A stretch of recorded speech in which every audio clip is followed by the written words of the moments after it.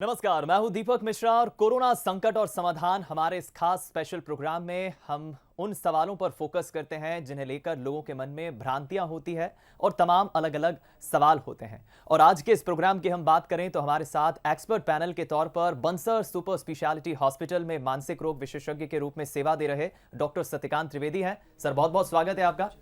और साथ ही साथ बंसल हॉस्पिटल में फिजिशियन के तौर पर सेवाएं दे रहे हैं डॉक्टर संजय दीवान जी हमारे साथ लाइव जुड़ रहे हैं। सर, आपका भी बहुत बहुत स्वागत है।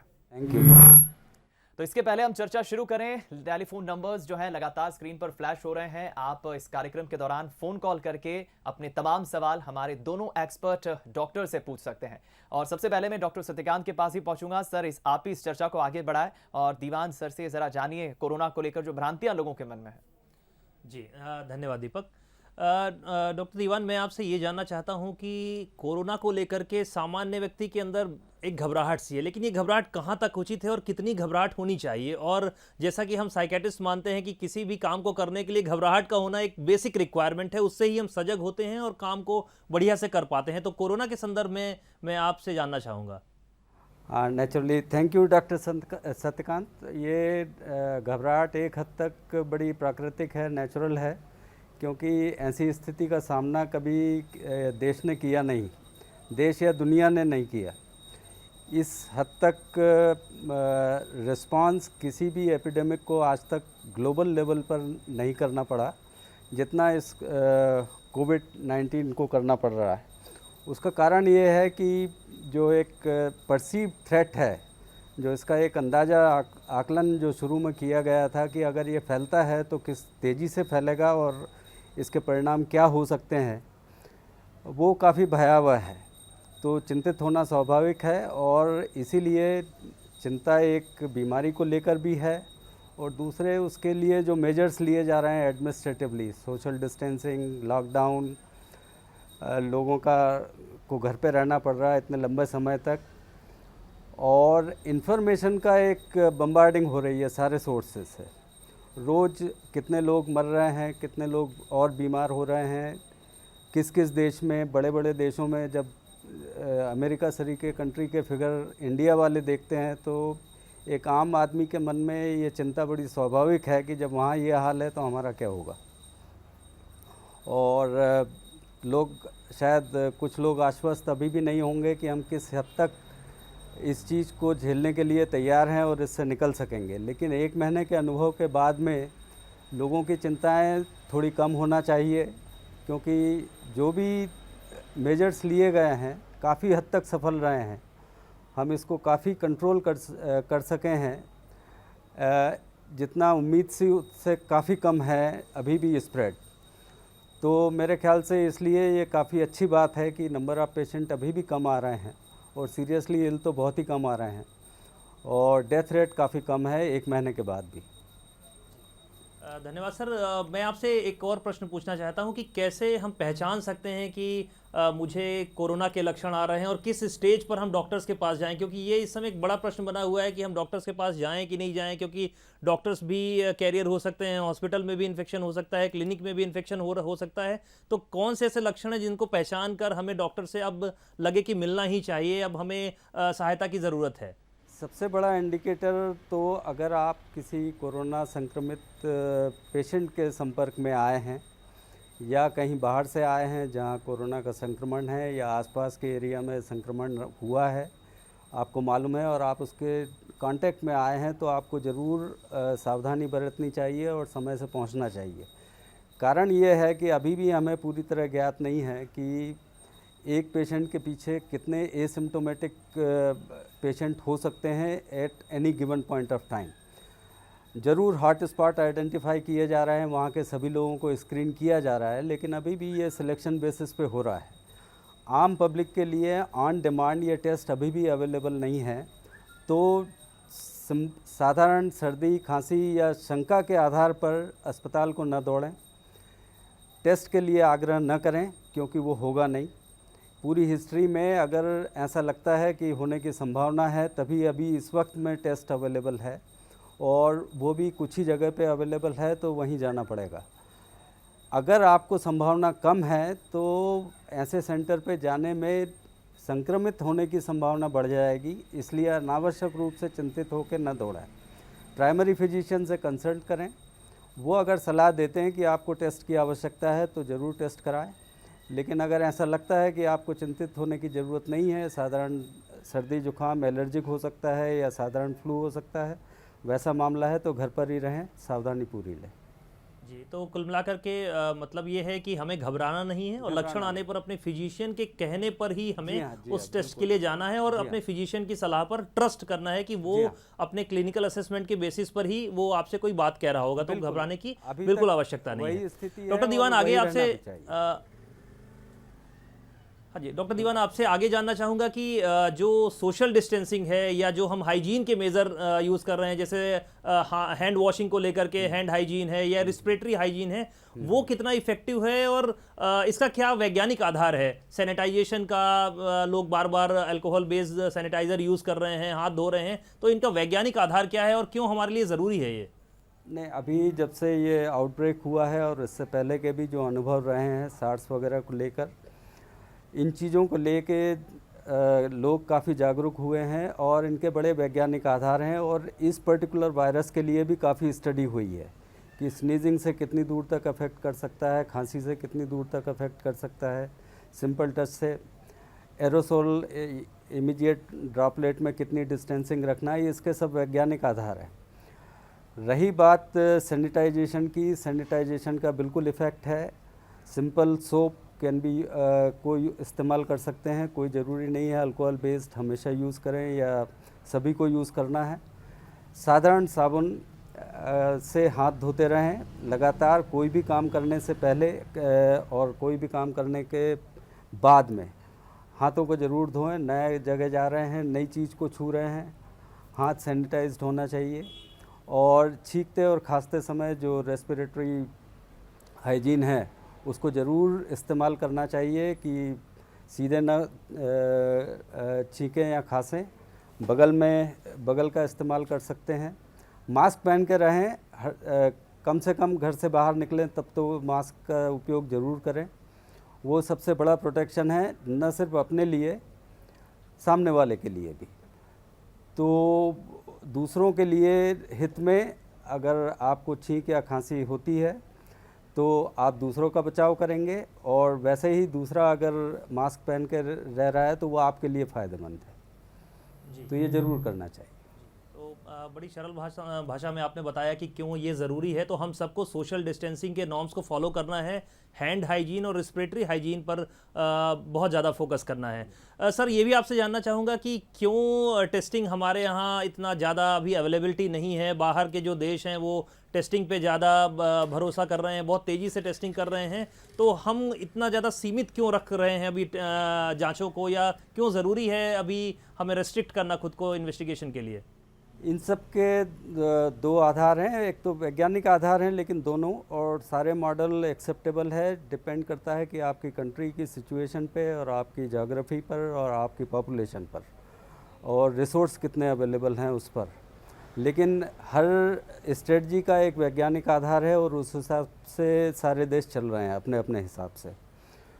कुछ लोगों ने यूनिवर्सल टेस्टिंग शुरू से रखी है क्योंकि छोटी कंट्री है, कम पॉपुलेशन है, उनको मालूम है कि हम अपने आप को बाकी फिर प्रोटेक्ट कर लेंगे। लेकिन भारत सरीका देश जो चारों तरफ से खुला है और इतनी बड़ी जनसंख्या है, इतनी अलग अलग तरह की डेंसिटी, पॉपुलेशन डेंसिटी है, एक ही सिटी में अलग अलग ढंग से हैं लोग, वहाँ पे ये चीज़ संभव नहीं है और इसका एक्सपेंसेस बहुत ज़्यादा आएंगे और इस स्टेज में उसका यील्ड उतना ज़्यादा नहीं है। ये स्ट्रेटजी मुझे सही लगती है पर्सनली कि आप आइडेंटिफाई करें जिस ढंग से चल रहा है, हॉट एरिया को आइडेंटिफाई करें, हॉट स्पॉट को, और वहाँ के सराउंडिंग को एक तरह से आइसोलेट करके और वहाँ के लोगों की टेस्टिंग की जाए जिनमें पॉजिटिव होने की संभावना ज़्यादा है। जनरल पॉपुलेशन में वही टेस्ट करेंगे तो एक तो इसकी संभावना ज़्यादा बढ़ जाएगी कि जिनको ज़रूरत है टेस्ट की उनके लिए टेस्ट अवेलेबल ना हो। जी, तो कुल मिलाकर बात यह है कि हमें अपने सीमित संसाधनों के हिसाब से अपनी स्ट्रेटजी को बना करके रखना है। मुझे लगता है ये आपका कहने का आशा है। जी हाँ। सर एक बात और आपसे जानना चाहूँगा, बहुत सारे पेशेंट इस समय एंजाइटी में हैं, बड़ा पैनिक सा क्रिएट है। मेरे पास बहुत सारे कॉल्स आते हैं हाइड्रोक्सी क्लोरोक्विन के यूज़ को लेकर के। वो मुझसे पूछते हैं कि सर कहीं मुझे हो तो नहीं जाएगा, तो मैं क्या 200 मिलीग्राम का एक बार टैबलेट ले लूँ या 400 मिलीग्राम का ले लूँ, या ये जो भी वो गूगल से पढ़ते हैं। तो एक एक्सपर्ट के रूप में सर इसमें मैं आपसे विस्तार से टिप्पणी चाहूँगा कि हाइड्रोक्सी क्लोरोक्विन है क्या और यहाँ पे इसका क्या यूज़ है और अचानक ये चर्चा में कैसे आ गई? हाइड्रोक्सी क्लोरोक्विन का साइंटिफिक बेसिस है, उसमें जो स्टॉर्म क्रिएट होता है साइटोकाइंस का, उसमें ये ज़रूर हेल्प करता है और काफ़ी अलग अलग बीमारियों में इसके उपयोग हैं। लेकिन ये आम इस्तेमाल के लिए चीज़ नहीं है, जनरल पॉपुलेशन को कोई प्रोटेक्शन नहीं है और बहुत ही सिलेक्ट ग्रुप के पेशेंट के लिए ही फ़ायदेमंद हो सकती है ये। और इसका जो डेफिनेट डेटा एफिकेसी का, ये एक प्रपोज थ्योरी है। डेफिनेट डेटा उसका कितना फ़ायदा किया है या नहीं किया है, ये तो पेंडेमिक जैसे जैसे डेटा आएगा उसके बाद ही मालूम पड़ेगा। अभी पैनिक रिएक्शन में सभी को लेने की ज़रूरत नहीं है। इवन आम तौर पर एसिम्प्टोमेटिक डॉक्टर हैं तो उनको भी लेने की मेरे हिसाब से ज़रूरत नहीं है, जब तक कि वो पेशेंट केयर में इन्वॉल्व नहीं है जो कोरोना से अफेक्टेड है। बिल्कुल नहीं लेना चाहिए, नुकसान होने की संभावना ज़्यादा है, फ़ायदा उतना नहीं है। तो क्या नुकसान हो सकते हैं इस हाइड्रोक्सी क्लोरोक्विन को अपने से लेने पर, या एग्जैक्टली क्या नुकसान हो सकते हैं? स्टडीज़ हैं अलग अलग ग्रुप में, खास करके पेशेंट जो हार्ट के पेशेंट हैं या एल्डरली हैं, उनमें इसके साइड इफ़ेक्ट कार्डियक एरिथमिया और सडन डेथ के चांसेस बढ़ जाते हैं। खास करके क्योंकि इसमें जो 2 ड्रग रिकमेंडेड है, एजिथ्रोमाइसिन और हाइड्रोक्सी क्लोरोक्विन, वो दोनों के एक से सिनर्जिस्टिक इफ़ेक्ट होते हैं, तो टॉक्सिसिटी ज़्यादा बढ़ने के चांस रहते हैं। इसलिए बिना सलाह के बिल्कुल ना लें। ये बहुत ही सिलेक्ट पेशेंट के लिए with definite indication in mind ही इस्तेमाल करना ज़्यादा ठीक है। जी जी सर, बातचीत को आगे बढ़ाते हुए मैं चाहूँगा सर कि आप इस पर भी बताएं कि बच्चों को हैंडल करना काफ़ी मुश्किल होता है। जैसे सोशल डिस्टेंसिंग की बात हो गई, घर में कोई अगर क्वारंटीन में है तो कैसे बच्चों को यहाँ पर हैंडल करें, और क्या बच्चों में ज़्यादा रिस्क है कि वो भी उम्र का एक एक्सट्रीम है, तो क्या बच्चों में ज़्यादा इसका मैनिफेस्टेशन या उसका ज़्यादा इफेक्ट आ सकता है इस इन्फेक्शन का? बच्चों में जनरली टॉलरेंस ज़्यादा अच्छा रहता है इन बीमारियों को लेके, और सीरियस इलनेस के चांस कम रहते हैं बच्चों को बनस्पत की एल्डरली जो 60 या 65 या 70 के ऊपर के हैं या जिनको मल्टीपल मॉर्बिडिटीज़ हैं। बच्चों में भी अगर कोई तरह की बीमारी है, जैसे कैंसर है या रीनल फेलियर है, डायबिटीज़ के पेशेंट हैं, उनमें चांस ज़्यादा हो सकता है। लेकिन स्वस्थ बच्चों में अगर हो भी जाए इन्फेक्शन तो कॉम्प्लिकेशन के रेट कम है, तो उनमें बीमारी आमतौर पर जो साधारण फ्लू है उसकी तरह निकल सकती है। उनको आइसोलेट करना दरअसल में बहुत डिफ़िकल्ट है, लेकिन अगर परिवार में किसी को संक्रमण हुआ है तो ज़रूर फिर उन लोगों को क्वारंटाइन करना चाहिए, और हॉस्पिटल में अगर क्वारंटाइन हो सकते हैं तो हॉस्पिटल में, घर में हो सकते हैं तो घर में आइसोलेट करना चाहिए। जी, तो इम्पॉर्टेंट बात यह है कि हमें इस बीमारी को समझना है, इसके बारे में प्रामाणिक जानकारी लेनी है, खुद से कोई डिसीजन नहीं लेना है। और जैसा कि हम बार बार बता रहे हैं अपने प्रोग्राम्स में कि जो जानकारी है वो केवल अधिकृत स्रोत से ही लेनी है, खुद से पैनिक करने की कतई आवश्यकता नहीं है। सर, चूंकि आप एक फिजिशियन हैं तो आप बहुत सारे डायबिटीज़ के पेशेंट को, हाइपरटेंशन के पेशेंट को, किडनी की समस्याओं से ग्रसित पेशेंट को देखते हैं। उनके लिए क्यों रिस्क ज़्यादा हो जाता है? एग्जैक्टली उनमें रिस्क ज़्यादा है या उनमें आउटकम पुअर हो सकता है, दोनों या दोनों बातें हैं? सीरियसली इल हो कॉम्प्लिकेशन की रिस्क उनमें ज़्यादा होती है क्योंकि इम्यूनिटी कम रहती है, और चूँकि ये बैकग्राउंड डिसीज़ रहती है, बॉडी उतनी सक्षम नहीं होती है कि अगर कॉम्प्लिकेशन हो जाए किसी भी बीमारी से। ये कोरोना के लिए नहीं है, इवन सिंपल जो रूटीन की बीमारियां होती हैं जैसे निमोनिया हुआ या कोई और इन्फेक्शन हुआ या इवन जो कॉमन फ्लू होता है, जनरली कॉम्प्लिकेशन इन्हीं ग्रुप में हर साल ज़्यादा होता है। चूँकि इस वक्त कोविड-19 की सारी बात हो रही है तो कोविड-19 के संदर्भ में सारी चीज़ों को देखा जा रहा है, तो डेफिनेटली जैसा और बीमारियों में होता है इसके भी कॉम्प्लिकेशन होने के चांस उनमें ज़्यादा होते हैं। कैंसर से पीड़ित हैं, डायबिटीज़ हैं, एल्डरली हैं, हार्ट पेशेंट हैं, इन लोगों में कॉम्प्लिकेशन ज़्यादा होते हैं, ज़्यादा सीरियस हो सकते हैं वो, और उनमें सर्वाइवल के चांसेस भी अदरवाइज़ हेल्दी पॉपुलेशन से कम रहते हैं। जी जी तो ऐसे पेशेंट को सर आप क्या बोलना चाहेंगे जो दवाओं पे हैं ऑलरेडी, दवाओं का कुछ एडजस्टमेंट करना ज़रूरी है क्या? और अगर कोविड पॉजिटिव आता है तो दवाओं का कुछ ऊपर नीचे डोज करना चाहिए, तो क्या आप उनको सलाह देना चाहेंगे जो ऑलरेडी मेडिकेशन ले रहे हैं, तो वो कब चेकअप के लिए आएँ या क्या कैसे मैनेज करें, ये आपसे जानना चाहूँगा मैं। हॉस्पिटल विज़िट अवॉइड करें अगर ज़रूरत नहीं है तो। अगर फिजिशियन से बात कर सकते हैं टेलीफोन पर, अगर सब कुछ ठीक चल रहा है, कोई नई समस्या नहीं है, तो जो चल रही है दवाएं वो चलने दें। कुछ दवाओं को लेके भ्रांतियां हैं, एसी इनहिबिटर, ब्लड प्रेशर की जो दवाएं हैं या हार्ट फेलियर में जो देते हैं ARB इनहिबिटर, लेकिन अभी कोई ऐसा ग्लोबली ऐसी कोई रिकमेंडेशन नहीं आई है कि ये दवाएं बंद ही कर देनी चाहिए या बंद करने से लाभ है और चालू रखने से ज़्यादा नुकसान है, ऐसा कुछ अभी है नहीं। हो सकता है ये कुछ महीने और निकलें और बाकी सब जगह के डेटा आएँ तो कुछ इस पे रोशनी पड़ेगी कि इन दवाओं का इस्तेमाल सही था या गलत था। लेकिन अभी तक की जो रिकमेंडेशन है, जो एक पोस्टुलेशन है, परिकल्पना है, वो दोनों तरफ से है कि फ़ायदा भी हो सकता है, नुकसान भी हो सकता है। तो जिनको चल रही है वो चलती रहे, और जिनको नहीं चल रही है उनको शुरू करने की ज़रूरत नहीं है, उससे कोई प्रोटेक्शन नहीं होगा। तो किसी भी प्रकार की अफवाह पर ध्यान नहीं देना है। जी सोशल मीडिया में दवाओं को लेकर के जो मैसेजेस चल रहे हैं उन पर आपको ध्यान नहीं देना है। स्पेशली कुछ बीपी के लिए जो दवाइयां यूज होती हैं उनके लिए कुछ ऐसी बातें हुई थी, तो बिल्कुल कतई आपको बंद न करें, अपने डॉक्टर की सलाह के बिना जी हाँ। कुछ भी उसमें चेंजेस नहीं लाने हैं, ये डॉक्टर दीवान आपसे बताना चाह रहे हैं। सर मैं आपसे ये भी जानना चाह रहा था कि ये जो इन्फेक्शन है इसमें हम कैसे ये डिसाइड करते हैं कि इस पेशेंट को हमें हॉस्पिटल में रखना है या इस पेशेंट को हमें घर में ही रखना है, या मेडिकल हेल्प की ज़रूरत है कि नहीं है, फिर आईसीयू की ज़रूरत है नहीं? ये माइल्ड, मॉडरेट, सीवियर जो इसमें 3 स्तर में जो बांटते हैं, वो कैसे हम डिसाइड करते हैं? किनको हम माइल्ड कहें, किनको मॉडरेट कहें, किनको सीवियर कहें, कौन लोग घर पे रहें, कौन से लोग हॉस्पिटल में रहते हैं, ये कैसे हम डिसाइड करते हैं? नहीं, अगर सिम्टम है तो इस वक्त की जो करंट प्रैक्टिस है और गाइडलाइन है और डायरेक्टिव है, अगर सिम्टम है तो हॉस्पिटल में ही रहना है, भले वो माइल्ड सिम्टम हो। घर पे रह के मैनेज नहीं करना है। उसका कारण है कि दूसरे इन्फेक्ट होंगे, तो ये, और दूसरा ये है कि अगर कोई चीज़ कॉम्प्लिकेशन डेवलप होते हैं तो hospital is the best place, वहाँ पे चीज़ें समय से मैनेज हो सकती हैं। घर में आकलन करने में, क्योंकि हॉस्पिटल फ्रीक्वेंटली विज़िट नहीं कर सकते इस वक्त, तो घर में रहना ठीक नहीं है अगर आप पॉजिटिव हैं और सिम्टोमेटिक हैं। जी, तो या अस्पताल की या डॉक्टर्स की सलाह सबसे ज़्यादा ज़रूरी होगी। तो 3 स्तर के अस्पताल मेरे ख्याल से हैं इस वक्त में, अलग अलग जगह।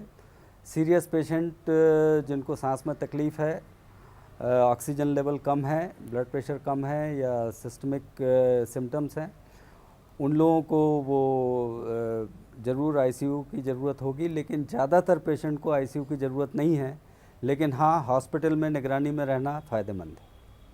जी सर, यहाँ पे मैं आपसे सरल भाषा में ये भी समझना चाहूँगा, हमारे दर्शक भी जानना चाहेंगे कि ये जो 2 शब्द आजकल चल रहे हैं, क्वारंटीन, आइसोलेशन, इनको आप सरल भाषा में हमारे दर्शकों को बताइए ताकि सब लोग समझ सकें कि ये 2 शब्द क्या हैं। क्वारंटीन तो अगर आपकी हिस्ट्री है और कांटेक्ट की और आपको कोई, तो आपको अपने आप को अलग कर लेना है। अगर एक्सपोज़र हुआ है तो टेस्ट का रिज़ल्ट आता है, पॉजिटिव आता है, नेगेटिव आता है, तब आप, पॉजिटिव आता है तो आपको आइसोलेशन में ही रहना है। नेगेटिव आता है 2 कॉन्जिक्यूटिव, तो you can be declared negative, तो आप फिर नॉर्मल रूटीन में आ सकते हैं। लेकिन अगर आपका सिंपल एक्सपोज़र का हिस्ट्री है या ट्रैवल का हिस्ट्री है, घर में या आस पड़ोस में किसी को पॉजिटिव निकला है जिसके आप कांटेक्ट में आए हैं, तो पहला काम क्वारंटीन करेंगे आपको, और टेस्ट के लिए जो प्रोटोकॉल हैं उसके हिसाब से टेस्ट होके और फिर आगे की स्टेप डिसाइड होगी। लेकिन पॉजिटिव है तो आपको आइसोलेशन में जाना है। जी सर, आपका एक व्यक्तिगत इसमें मैं ओपिनियन जानना चाहूँगा कि सोशल डिस्टेंसिंग के जो नॉर्म्स हैं वो एग्जैक्टली क्यों फॉलो नहीं हो पा रहे हैं? कहीं ना कहीं हम एक बड़े प्रॉब्लम उसको लेकर के हो रही है, लोग उसको समझ नहीं पा रहे हैं उस कंसेप्ट को, या एग्जैक्टली क्या प्रॉब्लम आ रहा है? क्योंकि कई ऐसे मामले आ रहे हैं जिसमें लोगों को ये मन में आता ही नहीं कि मुझे हो जाएगा, या मैं जिससे मिल रहा हूँ वो भी एसिम्प्टोमेटिक कैरियर हो सकता है। तो ये एक कंसेप्ट हम क्यों नहीं समझा पा रहे हैं, या हमें टाइम लग रहा है, या धीमे धीमे लोग समझेंगे? वैसे 1 महीने में काफ़ी लोग इस चीज़ को लेके जागरूक हो गए हैं, और ज़रूर इंफॉर्मेशन जो सिस्टम है, न्यूज़ एजेंसीज़ हैं, पेपर में जो खबर आ रही हैं, आंकड़े देख रहे हैं लोगों को इसकी सीरियसनेस का अंदाज़ लग रहा है। लोग ज़रूर जागरूक हो रहे हैं, स्वयं होकर डिस्टेंस मेंटेन कर रहे हैं, लेकिन तब भी प्रकृति सबकी अलग अलग है। कुछ लोग बड़ी से बड़ी विपदा को भी हल्के में ले लेते हैं, लेकिन उनको ये सोचना चाहिए कि अपने लिए नहीं तो दूसरों के लिए ज़रूर वो सोशल डिस्टेंसिंग के नॉर्म्स को फॉलो करें। खुद के लिए शायद चिंतित ज़्यादा ना हो, वो न परवाह करते हों, लेकिन दूसरों के ज़रूर करना चाहिए। जी, तो यहाँ हमारी सलाह है आप सबको कि सोशल डिस्टेंसिंग के नॉर्म्स को बहुत ज़्यादा फॉलो करना ज़रूरी है, क्योंकि हमारे पास जो संसाधन है वो काफ़ी सीमित हैं, और यहाँ पर सोशल डिस्टेंसिंग हमारा बहुत बड़ा वेपन है। सर, मैं आपसे ये भी जानना चाहता हूँ कि लॉकडाउन का एग्जैक्टली क्या इम्पैक्ट हुआ, और ये जैसे कि इसमें सभी का रोल है, सारे डॉक्टर्स भी सलाह देते हैं, तो एग्जैक्टली आपके हिसाब से अभी क्या अपने देश का जो शैक्षणिक स्तर है, या जो भी यहाँ पे लोगों की समझ है, उसके हिसाब से क्या अभी तक इम्पैक्ट पड़ा है इस पे, और क्या इसकी आगे भी ज़रूरत पड़ सकती है? ये कितने दिनों तक हमें देखना पड़ सकता है? मुझे लगता है कि पूरी जनरेशन अभी की और पहले की जो अभी है 70-80 साल के, उन्होंने अपने जीवन में इस ढंग से इस चीज़ को अनुभव नहीं किया होगा। ये पहली बार है कि हेल्थ इश्यूज़ पे इतने बड़े लॉकडाउन को फेस करना पड़ रहा है, और ज़रूर प्रशंसा करनी पड़ेगी एडमिनिस्ट्रेटिव डिसीजन पॉलिसी मेकर्स की और एजेंसीज़ की, कि जो एक आकलन था शुरू में कि भारत की स्थिति क्या हो सकती है, ये अगर भारत में आएगा तब, उस हिसाब से हम लोग काफ़ी बेहतर कर रहे हैं, और ज़रूर इसमें क्रेडिट देनी चाहिए हमें ये लॉकडाउन की और जो रेस्ट्रिक्शन इम्पोज किए हैं, क्योंकि स्वाभाविक रूप में तो इतने कम आंकड़े नहीं हो सकते थे भारत में 1 महीने के बाद। जी, तो आपको लगता है कि इसका पॉजिटिव इम्पैक्ट पड़ा है, तो सर अभी कब तक रह सकता है और कब तक रहना चाहिए आपके हिसाब से? इस चीज़ को हम लोगों को इसलिए दूसरे देशों का एग्जाम्पल लोग दे रहे हैं, और लेकिन समझने की ज़रूरत है कि उन लोगों की स्थिति हमसे अलग है। पॉपुलेशन बर्डन कम है, पॉपुलेशन डेंसिटी कम है, एजुकेशन लेवल कम डिफरेंट है। तो हमारे यहाँ सबसे पहली जो स्टेप होनी थी वो यही होनी थी मेरे हिसाब से भी, क्योंकि एजुकेशन में जो समय जाता तब तक चीज़ें हाथ से निकल सकती थी, और मेडिकल जो हेल्थ इंफ्रास्ट्रक्चर है उस पर जो बोझ पड़ता वो पूरी तरह चरमरा सकता था। अभी कम से कम ये है कि सीरियसली इल पेशेंट जिनको इंटेंसिव केयर की ज़रूरत है वो उस मात्रा में नहीं है हमारे पास, अभी भी हम मैनेज कर पा रहे हैं अच्छी तरह से उन लोगों को, और जो बाकी पेशेंट हैं जो उतने सीरियसली इल नहीं हैं उनको भी हम प्रॉपरली केयर कर पा रहे हैं, आइसोलेट कर पा रहे हैं, मैनेजेबल है। अदरवाइज़ ये लॉकडाउन नहीं होता और इतने रेस्ट्रिक्शन नहीं होते तो ये चीज़ें 1 महीने में अनमैनेजेबल हो जाती जैसी बाकी कंट्री में हो गई। जी, चर्चा को आगे बढ़ाते हुए डॉक्टर सत्यकांत, एक बड़ा महत्वपूर्ण सवाल जो मेरे जहन में आ रहा है, आज ही हमने खबर भी दिखाई है कि मध्य प्रदेश सरकार ने एक बड़ा महत्वपूर्ण फैसला लिया है। 3 मई तक प्रदेश की जितनी भी शराब दुकानें हैं वो बंद रहेंगी। ऐसे में शिकायतें अब उन शराबियों की तरफ से आ रही है जो पीने के शौकीन हैं, वो काफ़ी परेशान हैं, काफ़ी हताश है, मेंटल स्थिति जो है उनकी इलनेस की वो काफ़ी बुरी है चूंकि उनको शराब नहीं मिल पा रही है। तो सरकार का एक तरफ ये फैसला और दूसरी तरफ सरकार को उनका भी ध्यान रखना है, क्योंकि छत्तीसगढ़ में 3 लोग जब शराब नहीं मिली तो स्प्रिट पी चुके थे और तीनों की मौत हो गई। तो उनके लिए आप क्या संदेश देंगे? देखिए, ये मुझे लगता है कि बड़ी इंपॉर्टेंट बात है जो दीपक आपने प्रश्न उठाया। यहाँ पर मैं उन सभी लोगों से रिक्वेस्ट करूँगा जो डिपेंडेंट पैटर्न में अल्कोहल या कोई भी नशा करते हैं, चाहे वो स्मोकिंग का हो या भांग का हो या गांजे का हो या शराब का हो। तो इम्पॉर्टेंट बात यह है कि हम डिनायल मोड में होते हैं। जो कोई भी नशा करता है, एग्जैक्टली जो being a psychiatrist, being a de addiction specialist, जिन केसेस से मेरा इनकाउंटर होता है, जिनसे मेरी बातचीत होती है, तो वो जितना वो अमाउंट लेते हैं उसको ही एग्जैक्टली वो लिमिट मानते हैं, उसके ऊपर को ही वो डिपेंडेंट पैटर्न मानते हैं। तो ऐसा बिल्कुल भी नहीं है। डिपेंडेंस का जो लक्षण है वो ये है कि हमारे अगर हमने उसका यूज़ नहीं किया तो हमारे हाथ पैरों में कंपन होने लगना, गुस्सा, चिड़चिड़ाहट, नींद की आदतों में बदलाव, थरथराहट होना, ब्लड प्रेशर का ऊपर बढ़ना, उसके बिना नींद नहीं आना, उसके बिना कोई भी एक्टिविटी में मज़ा नहीं आना, इवन फूड, सेक्स और अचीवमेंट भी अच्छे नहीं लगते, तो इसका मतलब है कि आप डिपेंडेंट पैटर्न में हैं। तो इंपॉर्टेंट बात यह है कि अगर आप सीवियर विड्रॉल में जाएंगे तो वो बड़ी प्रॉब्लम हो सकती है। इसके लिए जो लोग भी डिपेंडेंट पैटर्न में हो, सबसे पहले जाकर के अपने निकट के फिजिशियन, साइकेट्रिस्ट नहीं अवेलेबल है आपके पास तो आप फिजिशियन को दिखा सकते हैं। अपने फिजिशियन के पास जाएंगे तो पहले ही मामला जो है वो आपके कंट्रोल में होगा, और ये एक अच्छा वक्त भी मिल सकता है कि हम एक डी एडिक्शन का पूरा ट्रीटमेंट ले लें और हम इससे मुक्त भी हो जाएं। तो इसको हम एक अपॉर्चुनिटी के रूप में भी देख सकते हैं, और खुद से कभी भी कोई भी इसका सब्स्टिट्यूट करने की कोशिश नहीं करें। बंसल न्यूज़ के माध्यम से प्रशासन से मेरी अपील है, मैं अपने अनुभव के आधार पर कह सकता हूं कि यहां पर हो सकता है कफ सिरप या मेडिकल स्टोर्स में ऐसी दवाओं की बिक्री बहुत ज़्यादा बढ़ जाए जिनमें बेंजोडाइजिपीन ग्रुप है, सेडेटिव्स हैं, हिप्नोटिक्स हैं, तो इनकी भी कालाबाजारी काफ़ी तेज़ी से हो सकती है, और अननेसेसरी जो अमाउंट है वो उटपटांग ढंग से लोग ले सकते हैं, कम ज्यादा कर सकते हैं, जो ज्यादा घातक हो सकता है। तो उन लोगों के साथ साथ मेरी प्रशासन से भी अपील है कि मेडिकल स्टोर्स पर भी इस बात का ध्यान दें। बिल्कुल, मैं समझता हूँ एक बहुत महत्वपूर्ण बात डॉक्टर सत्यकांत ने कही है कि शराब की जगह आप उसका सब्स्टिट्यूट अगर ढूंढते हैं, विकल्प के तौर पर किसी दूसरी चीज़ को आप चुनते हैं, तो ये बहुत घातक आपके लिए हो सकता है, तो आप इससे बचें। हमारे साथ इस वक्त एक कॉलर जुड़ चुके हैं फोन लाइन पर, सागर से वीके पंड्या जी फोन लाइन पर जुड़ गए हैं। जी पंड्या साहब, सवाल पूछिए अपना। हाँ, मेरा सवाल दीवान साहब से है। मैं स्वास्थ्य विभाग में सीनियर लैब टेक्नीशियन की पोस्ट पे हूँ और पिछले 20 साल से डायबिटिक हूँ और हाइपरटेंसिव हूँ। हाँ। और मेरी एज 59 ईयर्स है और मेरी ड्यूटी कोरोना पेशेंट्स को क्वारंटाइन करने में लगाई गई है। तो मुझे क्या क्या प्रिकॉशन लेना चाहिए और ऐसा क्या हो कि भाई एज को देखते हुए मेरी ड्यूटी बदली जाए? एज अकेला एक फैक्टर नहीं हो सकता, थोड़ी उसकी आपकी जवाबदारी कोई दूसरा नहीं ले सकता, ये आपको समझना पड़ेगा, क्योंकि आप महत्वपूर्ण व्यक्ति हैं उस सारी कड़ी में जो इसके मैनेजमेंट में लगी हुई है। आप अपनी डायबिटीज़ पे ध्यान दें, डायबिटीज़ को कंट्रोल रखें, और क्वारंटाइन में हैं तो जो एप्लीकेबल डिस्टेंसिंग और हैंड वॉशिंग, हैंड सैनिटाइजेशन ये ज़रूर ऑब्ज़र्व करें, डायरेक्ट कांटेक्ट में आने से बचें। और अगर आपका एक्सपोज़र होता है ब्लड प्रोडक्ट, ब्लड मटेरियल, पूरी प्रिकॉशन लें। पीपीई आप इस्तेमाल करें वर्किंग जगह, वर्किंग प्लेस में। अगर आप डायरेक्टली कोरोना पेशेंट के साथ में डील कर रहे हैं तो जनरल उसमें जो जनरल प्रिकॉशन है, जनरल लैब मैनुअल को फॉलो करना है, वो आप करते रहिए। अतिरिक्त चिंता की कोई आवश्यकता नहीं है अगर आप डायरेक्ट कांटेक्ट में नहीं आ रहे हैं तो। चलिए, तो ये बिल्कुल बहुत अच्छी बात कही है डॉक्टर संजय दीवान ने, और जाहिर है कि पंड्या साहब एक बहुत महत्वपूर्ण जिम्मेदारी इस वक्त निभा रहे हैं। फिलहाल एक और कॉलर हमारे साथ इस वक्त जुड़ चुके हैं अब्दुल्लागंज से, अनुश्री शुक्ला जी हमारे साथ जुड़ गई हैं। जी अनुश्री जी, सवाल पूछिए अपना। जी सर, नमस्ते।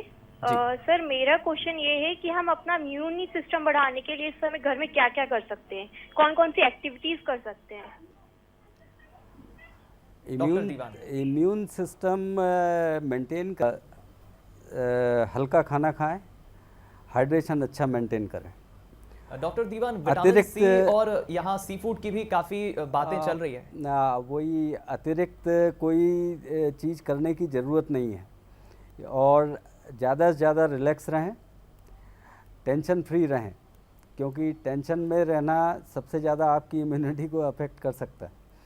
तो रिलैक्स रहें, एक्सरसाइज करें और खान पान पे ध्यान दें। अतिरिक्त कोई चीज़ काम करेगी ऐसा कोई प्रूवन एविडेंस नहीं है कि विटामिन सी या विटामिन बी या विटामिन डी, कोई सा भी विटामिन कोई एक्स्ट्रा हेल्प करेगा। लेकिन संतुलन बना के रखें खाने में और एक्सरसाइज में। चलिए, बहुत अच्छा जवाब दिया है डॉक्टर दीवान सर ने। और इस वक्त एक और कॉलर हमारे साथ फोन लाइन पर जुड़ गए हैं, यश पाठक धार से जुड़ गए हैं फोन लाइन पर। जी यश, अपना सवाल पूछिए। जी सर, मेरा सवाल ये है। जी सर, मेरा सवाल ये है कि एक्चुअल में मेरे फादर की एज है 60 और वो उनकी ड्यूटी लगी हुई है अभी। तो जो बॉर्डर से जो कोरोना के पेशेंट्स आते हैं वो लोग वहाँ पर उनको डील करते हैं। और उनकी ब्रेन की टेबलेट्स वगैरह भी चल रही है। तो वो ऐसे क्या मेजर्स ले सकते हैं, क्योंकि उनकी नाइट में ड्यूटी होती है और फिर वो सुबह घर पे आते हैं, तो हम लोगों को क्या सावधानियां रखनी चाहिए और वो क्या सावधानी रख सकते हैं? उनकी तो जहाँ भी ड्यूटी लगी है सभी लोगों को उस बारे में एजुकेट किया गया है और एक एसओपी दिया हुआ है कि how they can handle the crowd, how they can handle the patient, how they can handle the individual suspected, distancing बना के नॉन टेस्ट टेक्निक से और ये सारी। लेकिन इसके बाद भी जो इन्फेक्शन अगर वो क्राउड से डील कर रहे हैं और पोटेंशियल सस्पेक्ट हैं तो ज़रूर इस बात की संभावना है कि वो घर पे इन्फेक्शन लेके आ सकते हैं। तो वो घर में एंटर होने के और घर छोड़ने के जो एसओपी बना के दी हुई है वो उसका ज़रूर पालन करें, क्योंकि ये प्रायः पुलिस वालों के लिए और जितने भी सर्विसेज डिलीवर कर रहे हैं लोगों को, सभी के लिए एक भीड़ में जाना एक रिस्क तो है, उससे मना नहीं कर सकते हम, लेकिन सावधानी के साथ। चलिए, एक और कॉलर हमारे साथ इस वक्त फोन लाइन पर जुड़ गए हैं, लखन साहू, जो पन्ना से अपना सवाल पूछना चाह रहे हैं। जी लखन जी, अपना सवाल पूछिए। डॉक्टर साहब नमस्कार। नमस्कार सर, मेरा सवाल ये है कि मान लीजिए किसी व्यक्ति को कोरोना है और उसमें लक्षण नहीं दिखाई दे रहे हैं, तो अपन कैसे पहचानें? इस वक्त में तो कोई तरीका नहीं है। अगर आप किसी के कोरोना पॉजिटिव के संपर्क में आए हैं तो वो एक बड़ा कारण बन सकता है, आप टेस्ट करवाएं या आपका टेस्ट हो। लेकिन आप एक इस अंदाज में रहें कि मुझे हो सकता है और लक्षण नहीं है, तो इसका कोई जवाब नहीं है इस वक्त, क्योंकि टेस्ट अभी जो हो रहे हैं वो कुछ ही सेंटर पे हो रहे हैं, आम उपलब्ध नहीं है और सस्पिशन बेसिस पे ही हो रहे हैं। तो आप जो कह रहे हैं उसमें एक तथ्य है कि आदमी स्वस्थ है, कुछ लक्षण नहीं है, लेकिन संक्रमित हो सकता है, बिल्कुल हो सकता है। लेकिन इसका जवाब हमें बाद में मिलेगा जब एंटीबॉडी टेस्ट आएंगे और वो एक पॉपुलेशन पे हम अगर कर पाए तो उससे अंदाज़ लगेगा कि जिनमें पॉजिटिव आए हैं टेस्ट उनमें कोई लक्षण थे नहीं थे और वो किस तरह संक्रमित हुए। लेकिन अभी उसका उसमें कोई रास्ता नहीं है। गवर्नमेंट की जो पॉलिसी है और जो टेस्ट अवेलेबल हैं वो सिर्फ उन्हीं के लिए है जो हाईली सस्पेक्टेड केस हैं। और मेरी भी ये सलाह है यहाँ पे आपको कि आप खुद से किसी भी प्रकार के कोई एजम्पशन नहीं पालें, गूगल से कोई चीज़ें नहीं पढ़ें, कोई भी सनसनीखेज खबरें नहीं पढ़ें और सिर्फ एक अनुमान मत लगाइए कि आपको हो भी सकता है। अगर ऐसा कुछ भी लगे तो आप अपने नज़दीकी डॉक्टर से सलाह लेंगे तो वो मुझे लगता है ज़्यादा बेटर होगा। क्योंकि कई बार जैसे आपका डॉक्टर साहब ने आपको बताया, डॉक्टर दीवान ने, कि आपकी कोई कांटेक्ट हिस्ट्री नहीं है, अगर आपने कहीं पे ट्रैवल नहीं किया हुआ है, आपके आसपास कोई नहीं है, तो अचानक ऐसे नहीं आएगा क्योंकि हवा में नहीं है कोरोना। तो हम धीरज बना करके रखें। अगर ऐसे कुछ भी रिस्क फैक्टर लगते हैं तो डॉक्टर को विजिट करने में हिचकिए नहीं, इसलिए खुद से हमें कुछ भी डिसाइड नहीं करना है। अदरवाइज एंजाइटी आपको ज़्यादा परेशान करेगी, कोरोना होने से ज़्यादा उसका हो जाने का भय आपको परेशान कर सकता है। बिल्कुल ठीक कहा आपने डॉक्टर सत्यकांत। एक और कॉलर इस वक्त हमारे साथ जुड़ गए हैं जो सवाल पूछना चाह रहे हैं, भोपाल से फयाज खान साहब हमारे साथ जुड़ गए हैं। जी खान साहब, सवाल पूछें अपना।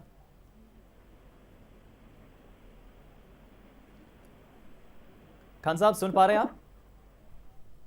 लगता है हमारा संपर्क इस वक्त टूट गया है उनसे। और इस वक्त एक और कॉलर हमारे साथ जुड़ गए हैं, भोपाल से राहुल हमारे साथ फोन लाइन पर जुड़ गए। जी राहुल जी, सवाल पूछें अपना। हेलो जी सर, राहुल जी सवाल पूछिए अपना। हेलो, रात के समय सारे घबराहट होती है और राहुल जी मैं आपसे विनती करूंगा, पहले तो अपनी आती है और घबराहट होती है रात के समय जी, उसके लिए पुरानी दवाई खा सकते हैं? जी डॉक्टर दीवान, इनकी समस्या है कि इनको खांसी आती है और परेशानी होती, तो कौन सी, ये एंटीबायोटिक्स के तरफ शायद इशारा कर रहे हैं, क्या कहेंगे आप? नहीं, अगर पुरानी बीमारी है तो जो दवा चल रही है वो चलने दें। अगर नई खांसी है तो ज़रूर लोकल डॉक्टर को दिखाएं, लेकिन इस अनुमान के साथ न दिखाएं कि मुझे कोरोना हो गया है। थोड़ा धीरज रखें, उनको असेसमेंट करने दीजिए और वो क्या सलाह देते हैं वैसा करिए। बिल्कुल ठीक कहा आपने। हर खांसी कोरोना नहीं है। सर यहाँ पे मैं आपसे रिक्वेस्ट करूंगा, जैसे आपने बोला हर खांसी कोरोना नहीं है, तो कैसे हम जो कॉमन फ्लू है या एलर्जी है और कोरोना है, तो इसमें डिफरेंशिएट कैसे करें? बुखार सबसे बड़ा एक कारण हो सकता है, एक चीज़ हो सकती है जिससे हम डिफ्रेंशिएट करें। अगर हल्का बुखार है तो फ्लू होने का चांस ज़्यादा है, और तेज़ बुखार अगर बना हुआ है 48 घंटे से ज़्यादा तो, और खांसी है और सांस लेने में तकलीफ़ है, तो कोरोना होने की संभावना है। चलिए, एक और कॉलर हमारे साथ इस वक्त जुड़ गए हैं भोपाल से। सौरभ पटेल कुछ पूछना चाह रहे हैं। जी सौरभ जी, सवाल पूछे अपना। मेरा सर नमस्कार, मैं सौरभ पटेल बोल रहा हूँ भोपाल से। मैं सत्यकांत साहब से, डॉक्टर सत्यकांत से एक सवाल पूछना चाह रहा हूँ कि मेरा घर है सागर और मैं यहाँ हॉस्टल में रहता हूँ, और सारे लोग चले गए, अकेले ही मैं हॉस्टल में हूँ, तो मुझे ऐसा लग रहा है कि मैं डिप्रेशन में आ गया हूँ। वैसे में मुझे क्या करना चाहिए?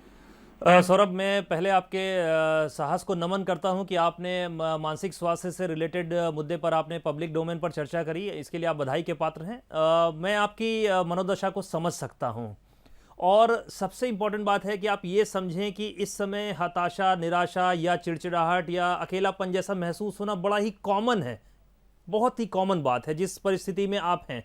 तो वो आप ये समझिए कि ये किसी प्रकार का डिप्रेशन, फिलहाल इसको ना कहकर के हम ये कह सकते हैं कि हमारी भाषा में बोलते हैं एडजस्टमेंट डिसऑर्डर। जो परिस्थितियां हैं उसके अकॉर्डिंग हमारे इमोशंस बदलते हैं।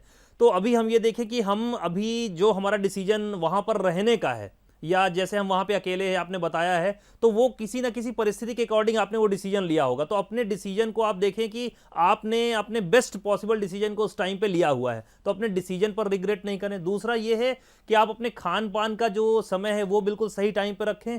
एक्स्ट्रा आपको सोशल मीडिया और मोबाइल से दूर रहना है, क्योंकि ये ऐसे में नींद की गुणवत्ता को प्रभावित करते हैं, क्योंकि एक अच्छी नींद अच्छे मानसिक स्वास्थ्य के लिए बेहद ज़रूरी होती है। दूसरा, आप अभी सोशली डिस्टेंट हैं, लेकिन आजकल जो हमारा टेक्नोलॉजी का युग है, हम इमोशनली सबसे अटैच हो सकते हैं। ऐसा नहीं है कि हम अभी मोबाइल में किसी से बात नहीं कर सकते हैं, आजकल हम घंटों बात कर सकते हैं, हम वीडियो चैट कर सकते हैं, हम अपने मन की पुस्तकें डाउनलोड कर सकते हैं, हम अपने मन की कोई भी एक्टिविटीज़ कर सकते हैं। और मैं आपको बताऊं कि जो एक्सरसाइज है वो most under utilised anti depressant treatment है।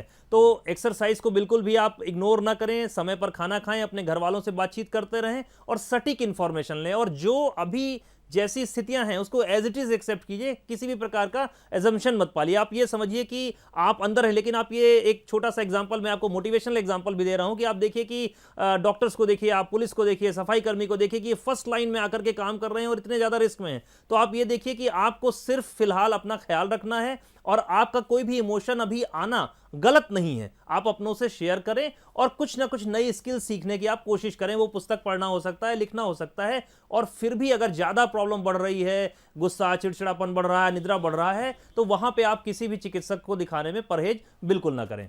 चलिए, बहुत अच्छा सुंदर जवाब दिया है डॉक्टर सत्यकांत ने। घबराने की जरूरत नहीं है, और एक्सरसाइज पर उन्होंने भी जोर दिया है, जिसे हमें समझना होगा कि कितना महत्वपूर्ण एक्सरसाइज इस चैलेंजिंग वक्त में, इस बुरे दौर में, इस संकट के दौर में हो जाता है, और एक्सरसाइज से काफ़ी हम राहत भी पा सकते हैं। डॉक्टर संजय दीवान और डॉक्टर सत्यकांत, आप दोनों हमारे स्पेशल प्रोग्राम में शामिल हुए और समय दिया, बहुत बहुत शुक्रिया आप दोनों का। Thank you. तो इसी के साथ संकट और समाधान के स्पेशल सेगमेंट में फिलहाल इतना ही। कल एक बार फिर हम हाजिर होंगे शाम 7 बजे, और आपके तमाम उन सवालों को भी हम शामिल करेंगे। तब तक आप घबराइए नहीं, अपने आप का ख्याल रखिए, सुरक्षित रहिए, महफूज रखिए और गाइडलाइंस का पालन करिए। दीजिए इजाजत, नमस्कार।